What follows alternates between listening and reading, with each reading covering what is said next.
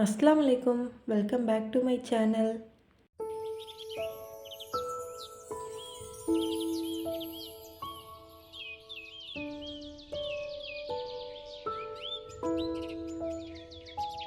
எல்லோரும் எப்படி இருக்கீங்க? எல்லோரும் ரொம்ப சேஃபாக ஹெல்த்தியாக இருக்கீங்கன்னு நம்புகிறேன். இன்றைக்கி என்னோடய ஈவினிங் டு நைட் ரொட்டீன் தான் பார்க்க போகிறோம்.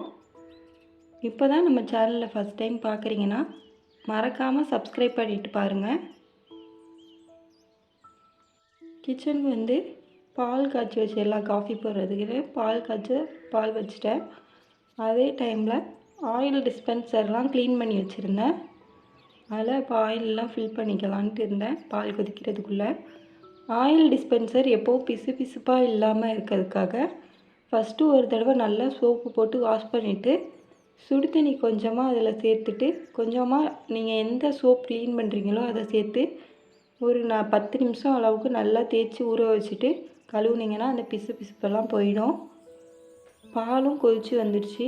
ஆஃப் பண்ணிவிட்டு வீட்டில் ஸ்நாக்ஸு எதுவுமே இல்லை. அதனால் இன்ஸ்டண்ட்டாக கொஞ்சம் சீக்கிரமாக செய்கிற மாதிரி ஒரு ஸ்நாக்ஸ் தான் பண்ணேன். அதுக்கு ஒரு பேனை ஹீட் பண்ணிவிட்டு எண்ணெய் சேர்த்துடலாம். எண்ணெய் ஹீட் ஆனதுக்கப்புறம் மீடியம் ஃப்ளேமில் வச்சுட்டு அவல் ஒரு 1/2 கப் அளவுக்கு சேர்த்துட்டு இதை நல்லா வதக்கி விட்டுடலாம். அவல் நல்லா பஃப்பாகி வரணும். ஆயிலில் ரொம்ப போட்டு ஃப்ரை பண்ணாமல் இந்த மாதிரி லைட்டாக ஆயில் சேர்த்து பண்ணுறப்ப ரொம்பவே ஹெல்த்தியும் கூட. அவல் நல்லா பொரிஞ்சு வந்துடுச்சு. இதை ஒரு பவுலில் மாற்றிக்கலாம். அதே பேனை ஹீட் பண்ணிவிட்டு அதில் கொஞ்சமாக ஆயில் சேர்த்துட்டு 1/2 கப் அளவுக்கு பொட்டுக்கடலை சேர்த்துருக்கேன். பொட்டுக்கடலையே சில பேர் உடச்ச கடலைன்னு சொல்லுவாங்க. அதுக்காக சொல்கிறேன், சில பேருக்கு தெரியாதவங்களுக்காக. சேர்த்துட்டு மீடியம் ஃப்ளேமில் வச்சு 2 நிமிஷம் நல்லா ரோஸ்ட் பண்ணிக்கலாம். நல்லா மொறுன்னு வரணும். வறுத்து விட்டுட்டு இப்போது இதையும் ஒரு பவுலில் மாற்றிக்கலாம்.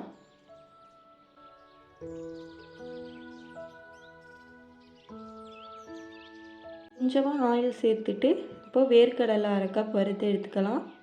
மீடியம் ஃப்ளேமில் வச்சு நல்லா வேர்க்கடலை மொறுன்னு வர அளவுக்கு வறுத்து எடுத்துக்கோங்க.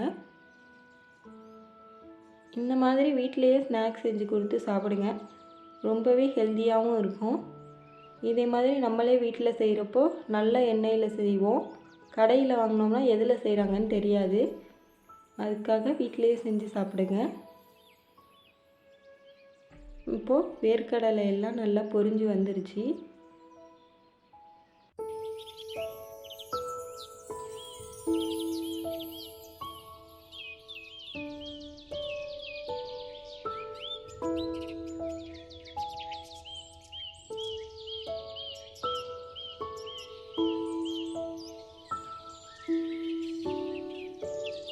வேர்க்கடலை வறுத்து எடுத்ததுக்கப்புறம் அதே பேனில் கொஞ்சமாக ஆல்மண்ட் சேர்த்துருக்கேன். இது தேவைப்பட்டால் சேர்த்துக்கோங்க. அந்த மிக்சரோடு சாப்பிட்றப்ப நல்லாயிருக்கும். அதுக்கப்புறம் கொஞ்சம் நிறைய கருவேப்பிலை சேர்த்துட்டு பொரித்து எடுத்துட்டு இதையும் அந்த பவுல்லையே சேர்த்துக்கோங்க. கடாயில் ஆயில் வச்சுட்டு ஆயில் ஹீட் ஆனதுக்கப்புறம் மீடியம் ஃப்ளேமில் வச்சுட்டு கார்ன்ஃப்ளேக்ஸ் தான் பொரித்து எடுக்கிறேன். இது ஒரு 1/2 கப் அளவுக்கு பொரித்து எடுத்துக்கலாம்.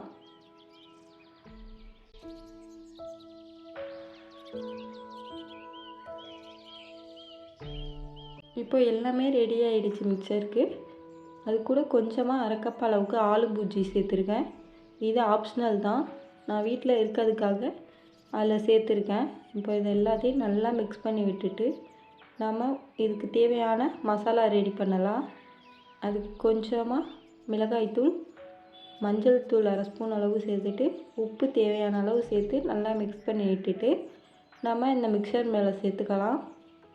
இதில் சேர்த்துட்டு நல்லா கலந்து விட்டுருங்க. இதை ஒரு ஏர்டைட் பாக்ஸில் போட்டு வச்சிங்கன்னா ரொம்பவே சூப்பராக இருக்கும். நல்லா மொறுன்னு மிக்சர் ரெடி பண்ணி வச்சுட்டு காஃபி குடிச்சிட்டு கொஞ்சம் ரிலாக்ஸ் பண்ணலான்ட்டு மாடிக்கு போயிட்டோம்.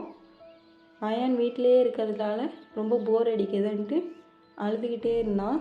அதோட மாடிக்கு கூட்டிகிட்டு போய் விடவும் ரொம்பவே ஜாலியாக விளையாடினான்.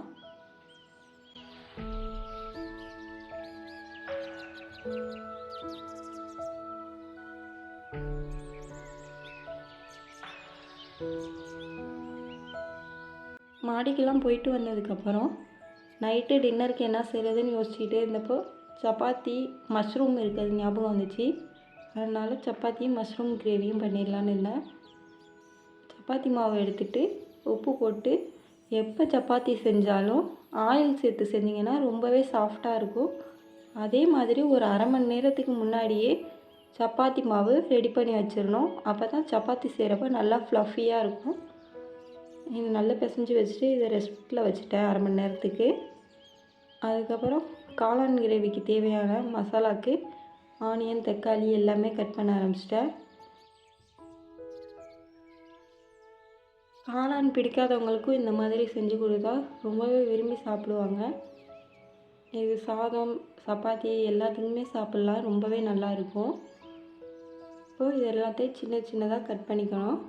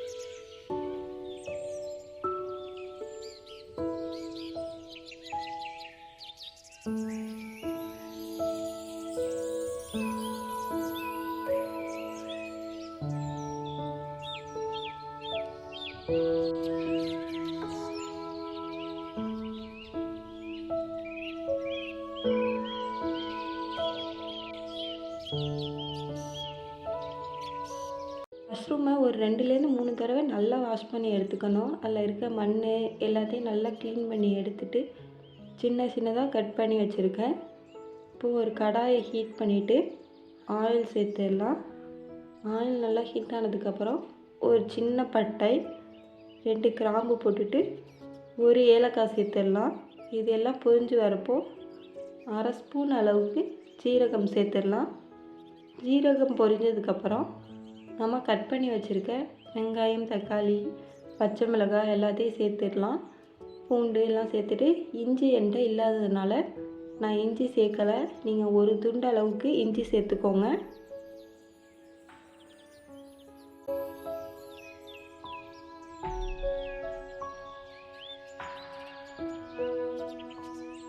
நாலுலேருந்து 5 முந்திரி பருப்பு சேர்த்துட்டு அரை ஸ்பூன் அளவுக்கு கசகசா சேர்த்து செய்யுங்க. ரொம்பவே டேஸ்ட்டாக இருக்கும். ஹோட்டல்லலாம் கிடைக்கிற மாதிரி அதே டேஸ்ட்லேயே இருக்கும். இப்போ இது எல்லாத்தையும் நல்லா வதக்கி விட்டுடலாம். வெங்காயம் தக்காளி எல்லாம் நல்லா வதங்கி வரணும், அந்தளவுக்கு வதக்கிக்கோங்க.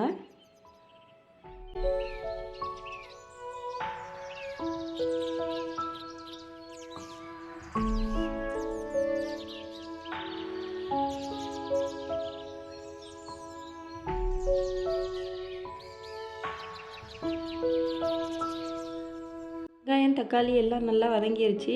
இது நல்லா ஆற வச்சுட்டு மிக்சர் ஜாரில் சேர்த்து ஃபைன் பேஸ்ட்டாக தண்ணி சேர்த்து அரைச்சி எடுத்து வச்சுக்கிட்டேன். அதே கடாயில் கொஞ்சமாக ஆயில் சேர்த்துட்டு ஒரு வெங்காயம் சின்ன சின்னதாக கட் பண்ணி எடுத்து வச்சுருக்கேன்.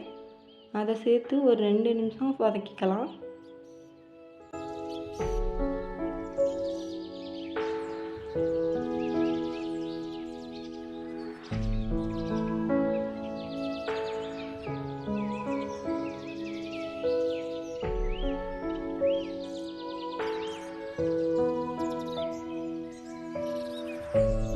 வெங்காயம் வதங்கினதுக்கப்புறம் அரைச்சி வச்சுருக்க அந்த பேஸ்ட்டை சேர்த்துட்டு 2 நிமிஷம் நல்லா வதக்கி விட்டுடணும்.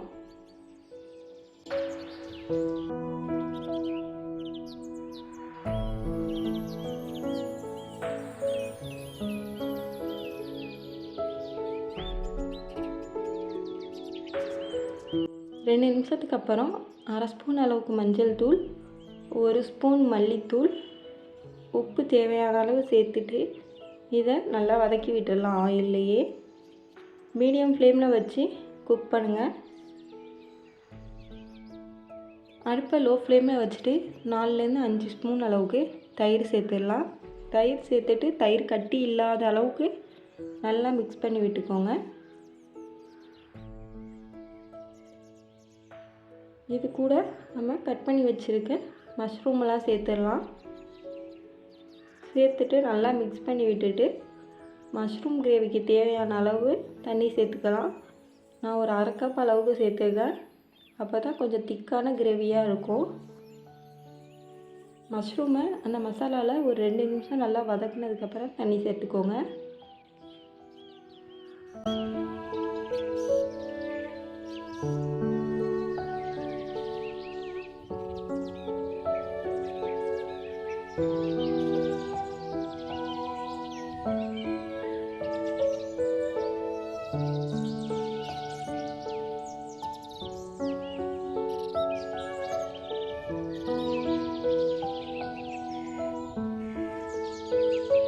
மஷ்ரூம் நல்லா வெந்து வந்துருச்சு. நல்லா திக்கான கிரேவியாக வந்துருச்சு. அதில் கொஞ்சமாக பட்டர் சேர்த்துக்கோங்க. பட்டர் சேர்க்குறதுனால ரொம்பவே க்ரீமியாக நல்ல ஃப்ளேவராக இருக்கும். பட்டர் மெல்ட் ஆனதுக்கப்புறம் அடுப்பை ஆஃப் பண்ணிவிட்டு அதில் கொஞ்சமாக கஸ்தூரி மேத்தி சேர்த்துக்கோங்க. சேர்த்துட்டு நல்லா மிக்ஸ் பண்ணி விட்டுட்டு மல்லி இலை கொஞ்சமாக சேர்த்துக்கலாம். ரொம்பவே டேஸ்டியாக இருக்கும். கண்டிப்பாக ட்ரை பண்ணி பாருங்கள். காளான் பிடிக்காதவங்க கூட விரும்பி சாப்பிடுவாங்க. அந்தளவுக்கு டேஸ்ட்டாக இருக்குது.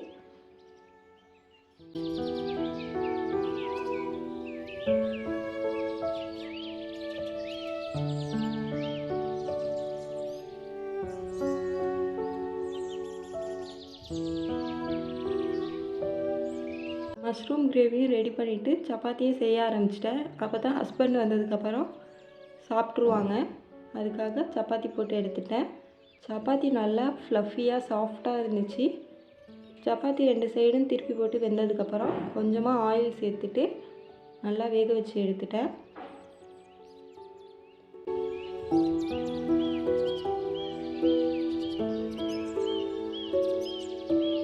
சப்பாத்திலாம் செஞ்சு முடிச்சுட்டு அயானுக்கும் பட்டர் சப்பாத்தி செஞ்சு கொடுத்துட்டு அயான் சாப்பிட்டதுக்கப்புறம் ஹஸ்பண்ட் வந்துட்டாங்க. அவங்களும் நானும் சாப்பிட்டு முடிச்சுட்டு கவுண்டர் டாப்பெல்லாம் க்ளீன் பண்ணி வச்சுட்டு பாத்திரத்தெல்லாம் க்ளீன் பண்ணிட்டேன். கவுண்டர் டாப்பெல்லாம் எப்போவும் க்ளீன் பண்ணிவிட்டு படுத்தா தான் மறுநாள் எந்திரிச்சு போய் சமைக்கிறப்ப ரொம்பவே ஃப்ரெஷ்ஷாக இருக்கும். இந்த வீடியோ உங்கள் எல்லாருக்கும் பிடிக்கும்னு நினைக்கிறேன். பிடிச்சிருந்தால் லைக் பண்ணுங்கள், கமெண்ட் பண்ணுங்கள், உங்கள் ஃப்ரெண்ட்ஸ் அண்ட் ஃபேமிலி கூட ஷேர் பண்ணுங்கள். மறக்காமல் நம்ம சேனலை சப்ஸ்கிரைப் பண்ணுங்கள்.